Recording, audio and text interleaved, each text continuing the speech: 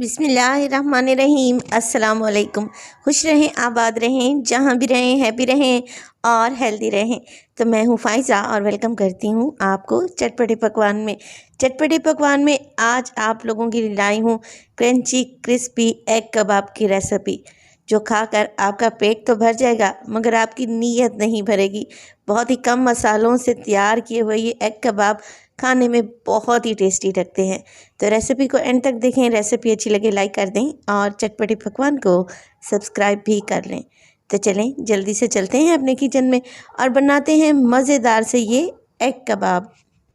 तो मेरे पास है यहाँ पर 300 ग्राम के लगभग आलू बॉईल करने के बाद मैंने इन्हें ठंडा किया और छील लिया।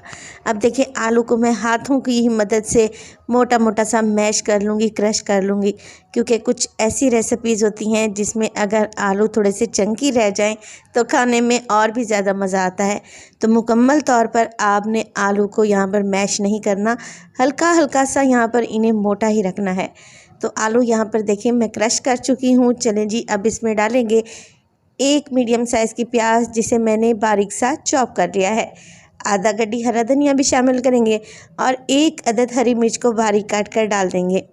इसके अलावा मैं इसमें शामिल करूँगी कुछ मसाले, जिसमें मेरे पास है नमक हाफ़ टेबल स्पून, 1 टीस्पून के बराबर इसमें डालूँगी मोटी कुटी हुई लाल मिर्च और 1 टीस्पून ही इसमें चला जाएगा मोटा कुटा हुआ ज़ीरा।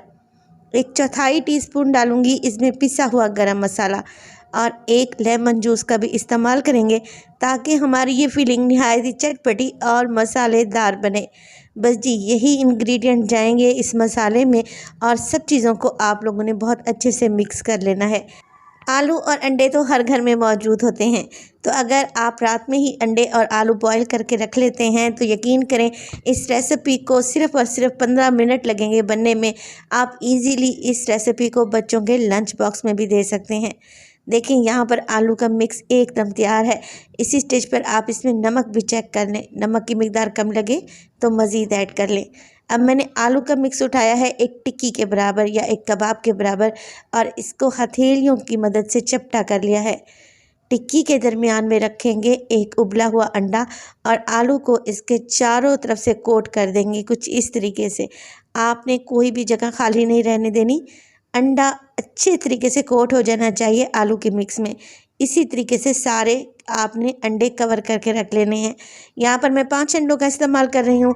अगर आपकी ज़्यादा रिक्वायरमेंट है तो आप उसी हिसाब से अंडे लें। यहाँ पर मैं कबाब बनाकर तैयार कर चुकी हूँ। चलें जी इसकी क्रिस्पी सी कोटिंग तैयार करते हैं। आधा कप मैदा ले लिया है मैंने एक बाउल में और उसमें डालूँगी पानी और इसकी एक लेई तैयार कर लेंगे। बहुत ज़्यादा गाढ़ी भी नहीं होनी चाहिए और बहुत ज़्यादा लिक्विड यानी कि पतली भी नहीं रहनी चाहिए। देखिए इतनी कंसिस्टेंसी में हो कि हम जब आलू का कबाब इसमें डिप करें तो इसकी कोटिंग अच्छे तरीके से हो जाए। बस जी एक एक कबाब उठाएं और इसको डिप करें मैदे की लेई में और फिर इसको अच्छे तरीके से कोट करेंगे ब्रेड क्रम्स में। मैं यहाँ पर ऑरेंज वाले ब्रेड क्रम्स का इस्तेमाल कर रही हूँ, मगर मैंने आपको अपनी अक्सर रेसिपीज़ में बताया है कि ब्रेड क्रम्स कैसे तैयार किए जाते हैं। तो डबल रोटी के जो किनारे बच जाते हैं उनको आपने ज़ाया नहीं करना होता, उनको आप किसी चॉपर में अच्छे तरीके से पीसें और फ्रीज़र में फ्रीज़ कर लें। फिर आप जब भी कोई रेसिपी बनाएं अपनी ज़रूरत के हिसाब से ब्रेड क्रम्स निकालें और बहुत अच्छे तरीके से कोटिंग कर लें। यहाँ पर मैं एग कबाब पर ब्रेड क्रम्स लगा चुकी हूँ और हल्का सा दबा दबा कर ही लगाएंगे और अंडे की शेप को मेंटेन कर लेंगे। बिल्कुल कबाब हमने ऐसे ही तैयार करने हैं जैसे अंडे की शेप होती है। बस जी मीडियम टू लो ऑयल में हम इन्हें फ्राई करेंगे। 1 से 2 ही डालेंगे या ज़्यादा से ज़्यादा आप 3 डाल सकते हैं, मगर बहुत ज़्यादा आपने कढ़ाई नहीं भर लेनी। और हम ये कबाब डीप फ्राई करेंगे, मगर ये कबाब बिल्कुल भी ऑयली नहीं होंगे। आपको परेशान होने की ज़रूरत नहीं है, ऑयल ज्यों का त्यों ही रहेगा इंशाअल्लाह ताला। जैसे ये कबाब गोल्डन हो आप इन्हें निकाल लें। चलें जी मज़ेदार से हमारे एग कबाब तो तैयार हो गए। मैं आपको एक कबाब को काट कर दिखाती हूँ।